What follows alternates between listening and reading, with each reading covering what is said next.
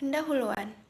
Di Indonesia, hal-hal yang terkait dengan lanjut usia diatur dalam undang-undang, yaitu Undang-Undang Nomor 1998 tentang Kesejahteraan Lanjut Usia. Menurut Undang-Undang Nomor 13 1998 tentang Kesejahteraan Lanjut Usia, dimaksud dengan lanjut adalah seorang yang berusia 60 tahun ke atas.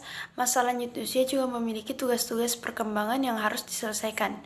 Hafid Grotz menyatakan bahwa tugas perkembangan adalah tugas yang timbul pada satu periode tertentu dalam hidupnya, di mana keberhasilan dalam menyelesaikan tugas ini menimbulkan perasaan bahagia serta keberhasilan pada tugas berikutnya.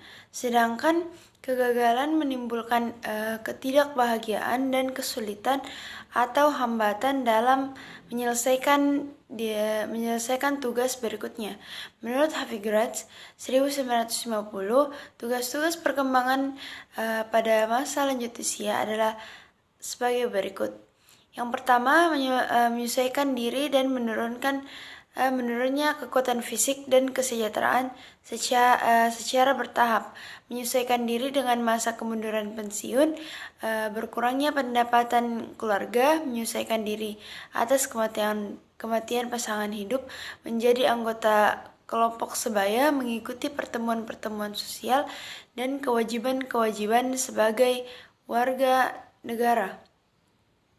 Membentuk peraturan kehidupan fisik yang memuaskan, menyesuaikan diri dengan peran sosial secara fleksibel. Kondisi fisik lanjut usia adalah suatu proses alami yang tidak terhindarkan. Semua makhluk hidup di dunia memiliki siklus kehidupan yang diawali dengan proses kelahiran, kemudian tumbuh menjadi dewasa dan berkembang biak. Selanjutnya menjadi semakin tua dan akan meninggal. Proses menjadi tua disebabkan oleh faktor biologis yang terdiri atas 3 fase, yaitu fase progresif, fase stabil, dan fase regresif. Dalam fase regresif, mekanisme lebih ke arah kemunduran yang dialami dalam sel komponen terkecil dari tubuh manusia. Sel-sel menjadi menurun fungsinya karena lama berfungsi, sehingga mengakibatkan kemunduran yang dominan dibandingkan dengan terjadinya pemulihan.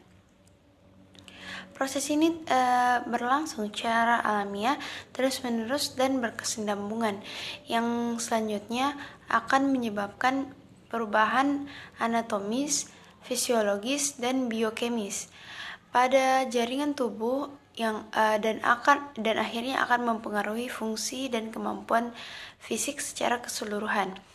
Proses dan kecepatan kemunduran ini sangat berbeda untuk masing-masing individu.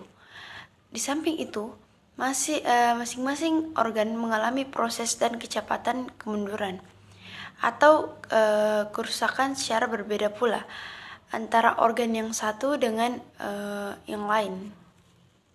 Departemen Kesehatan Republik Indonesia 1998 menyatakan bahwa menjadi tua ditandai oleh kemunduran biologis yang terlihat dari gejala kemunduran fisik, antara lain 1.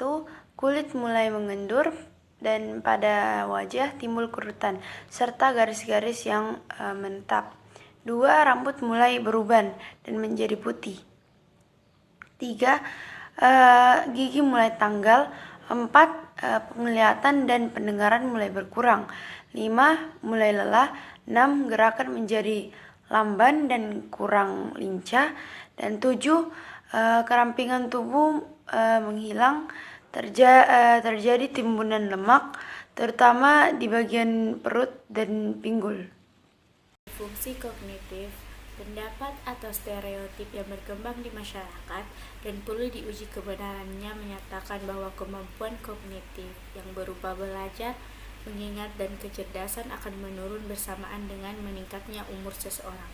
Fungsi fisik dan kognitif sangat berpengaruh pada kondisi psikososial yang nampak dari kondisi emosional dan kemampuan hidup secara mandiri. Olahraga dapat meningkatkan kondisi mental dan moral. Dengan meningkatnya usia, individu cenderung meningkat penurunan responnya. Terjadi penurunan secara berangsur-angsur sepanjang rentang hidup yang muncul dalam berbagai macam gejala seperti menyelesaikan tugas yang cepat. Tugas yang menuntut kecepatan memang mengalami penurunan, tetapi mungkin tidak jika individu memiliki waktu yang cukup longgar untuk menyelesaikan tugas-tugas. Departemen Kesehatan Republik Indonesia 1998 menyatakan bahwa menjadi tua ditandai oleh kemunduran-kemunduran kognitif antara lain: 1. Mudah lupa, ingatan tidak berfungsi dengan baik. 2. Ingatan kepada hal-hal pada masa muda lebih baik daripada kepada hal-hal yang baru terjadi.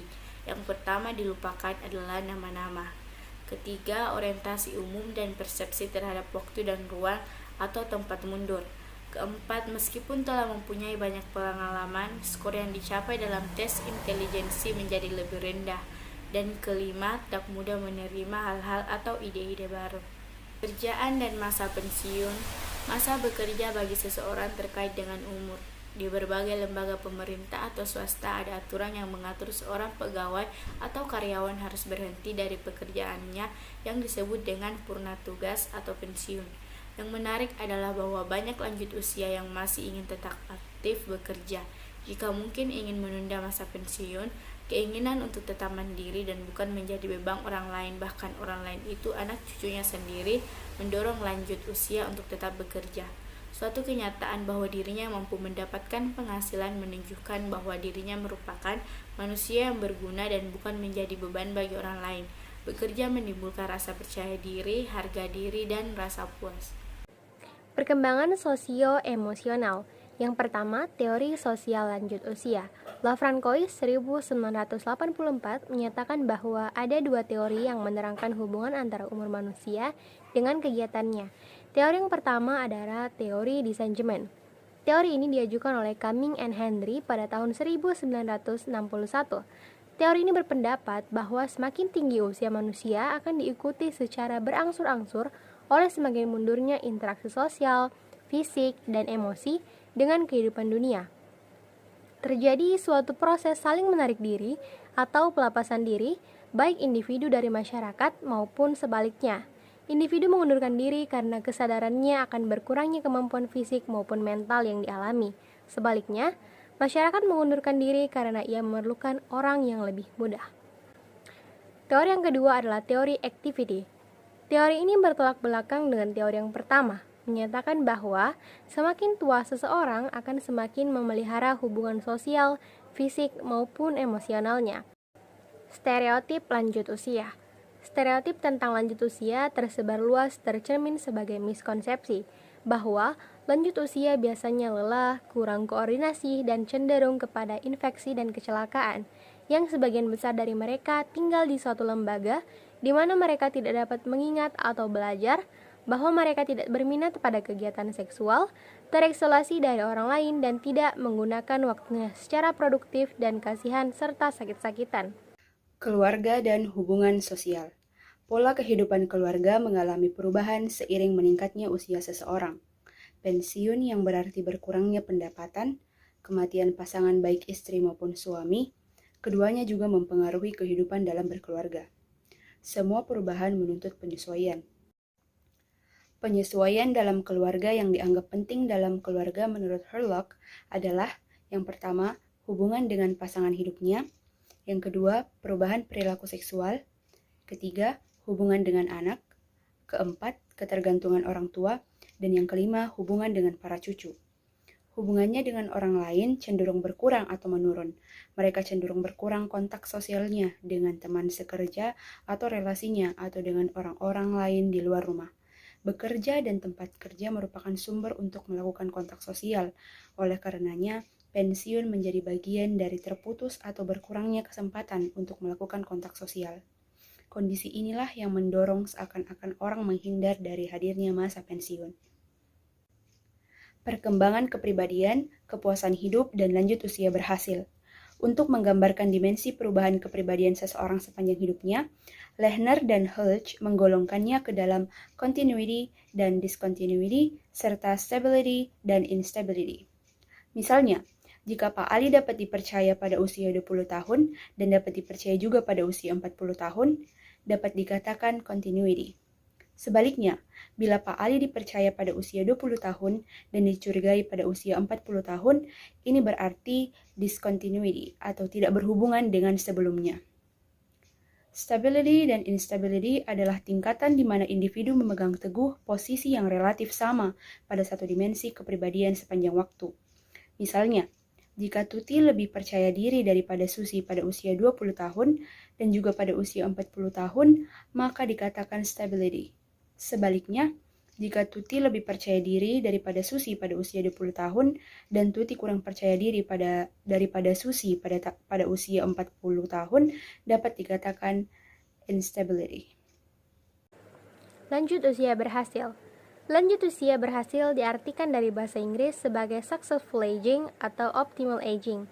Banyak kriteria yang diusulkan untuk dikatakan sebagai lanjut usia berhasil, misalnya fungsi jantung, kemampuan kognitif, dan kesehatan mental. Ada juga yang menyebutkan tentang produktivitas, kondisi ekonomik, serta kriteria panjangnya umur sebagai tanda kesehatan fisik dan mental seseorang. Banyak faktor yang memberikan kontribusi pada umur seseorang. Ada 4 faktor yang diduga menjadi prediktor yang baik bagi umur panjang seseorang, yaitu yang pertama, mobilitas fisik. Maksudnya orang yang aktif cenderung berumur panjang. Yang kedua, pendidikan. Orang dengan pendidikan yang lebih tinggi cenderung lebih panjang umurnya. Yang ketiga, pekerjaan. Orang dengan pekerjaan yang hanya membutuhkan aktivitas fisik relatif kecil cenderung berumur panjang. Serta yang keempat, aktivitas. Orang yang aktif bekerja lebih panjang umurnya. Implikasi dalam pendidikan. Proses pendidikan berlangsung secara terus-menerus seumur hidup. Proses belajar juga berlangsung sepanjang hidup manusia. Implementasinya dalam program pendidikan sepanjang hidup melibatkan berbagai pertimbangan seperti filosofis, ekonomis, dan teknik pelaksanaan. Dari segi teknik pelaksanaan bersumber dari hasil penelitian tentang belajar dan ingatan pada lanjut usia, Lechner dan Hurch mengusulkan beberapa hal sebagai berikut. Pertama, pentahapan atau pacing. Yang kedua, memotivasi dan kecemasan. 3, lelah. 4, kesulitan. 5, kesalahan. 6, praktek. 7, umpan balik atau feedback. 8, materi ajar yang disajikan untuk mengimbangi atau sesuai dengan problem indera yang dihadapi oleh lanjut usia. Yang ke-9, organisasi. Dan yang terakhir, relevansi dan pengalaman.